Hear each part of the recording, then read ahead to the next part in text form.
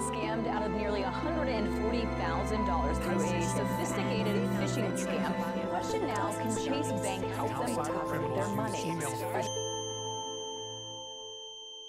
Phishing. Pokus o podvodné získanie citlivých informácií, ako sú napríklad osobné údaje, čísla kreditných kariet alebo prihlasovacie údaje.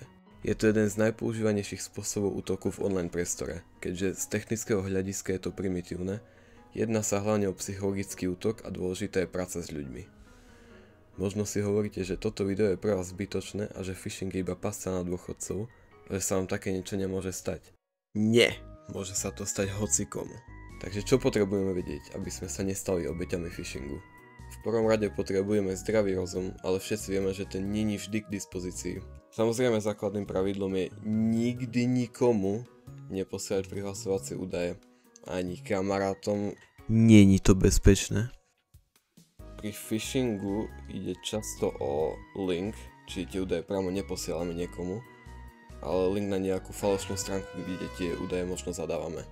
Tieto stránky zvyknú byť nerozoznateľné od reálnych, čiže treba si naozaj kontrolovať každý podozrivý link. Na tomto príklade, kde sa ma snažili dostať, si môžete všimnúť, že link je absolútny nezmysel, chýba tam diakritika, bolo to poslané o 1 ráno a hlavne som si v tej dobe nič neobjednal. Čiže tu bolo veľa jasných znakov, že ide o podvod. Našťastie si podozrivé linky vieme overiť cez stránku VirusTotal, ktorá tieto linky skenuje cez viacero antivírusov. Aj keď samozrejme žiadny antivírus není 100% presný, čiže treba dávať stále pozor. Ďalšie znaky phishingu môžu byť napríklad časový nátlak, ľudia strácajú schopnosť kritického myslenia, keď sa ponáhľajú, alebo udávanie nezmyselných požiadaviek.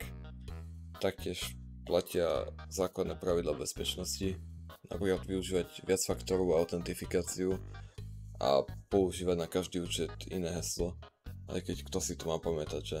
Tak si vám môže pomôcť nejaký password manager. Tak, to bude z mojej strany všetko, dúfam, že ste sa niečo nové dozvedeli a ďakujem za pozornosť.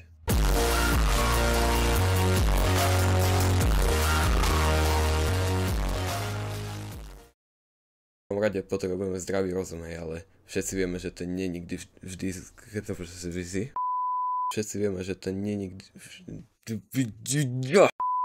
Všetci vieme, že to nie je vždy Všetci vieme, že to nie je vždy ale už do